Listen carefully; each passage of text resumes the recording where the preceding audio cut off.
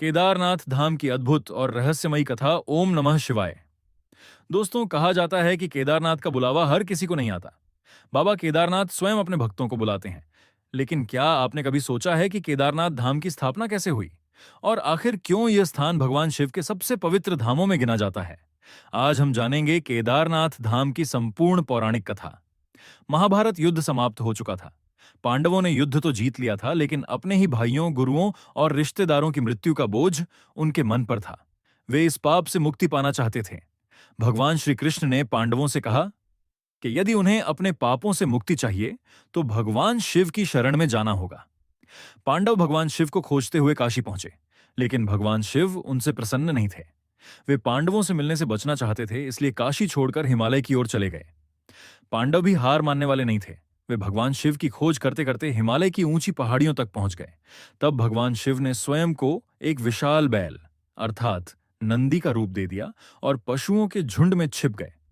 भीम को संदेह हुआ कि यह कोई साधारण बैल नहीं है। उन्होंने उस बैल को पकड़ने का प्रयास किया, लेकिन तभी वह बैल धरती में समाने लगा। भीम ने पूरी शक्ति से उसकी पीठ पकड़ ली। उसी क्षण भगवान शिव अपने दिव्य स्वरूप में प्रकट हुए। पांडवों ने भगवान शिव से क्षमा मांगी और अपने पापों से मुक्ति की प्रार्थना की। भगवान शिव उनकी भक्ति और पश्चाताप से प्रसन्न हो गए और उन्हें आशीर्वाद दिया। मान्यता है कि जिस स्थान पर बैल की पीठ प्रकट हुई, वहीं आज केदारनाथ ज्योतिर्लिंग स्थित है। बैल के शरीर के अन्य अंग अलग अलग स्थानों पर प्रकट हुए, जिन्हें आज पंच केदार के नाम से जाना जाता है।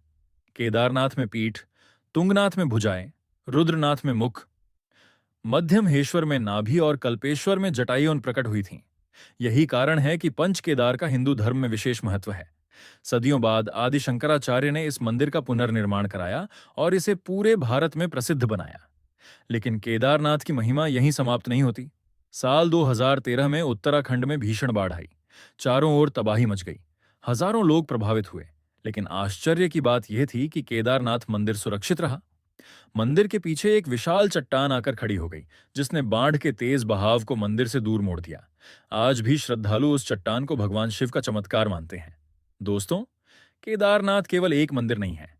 यह विश्वास, भक्ति और भगवान शिव की अनंत कृपा का प्रतीक है।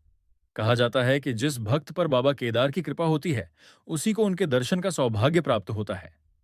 अगर आप भी बाबा केदारनाथ में आस्था रखते हैं तो कमेंट में लिखिए हर हर महादेव।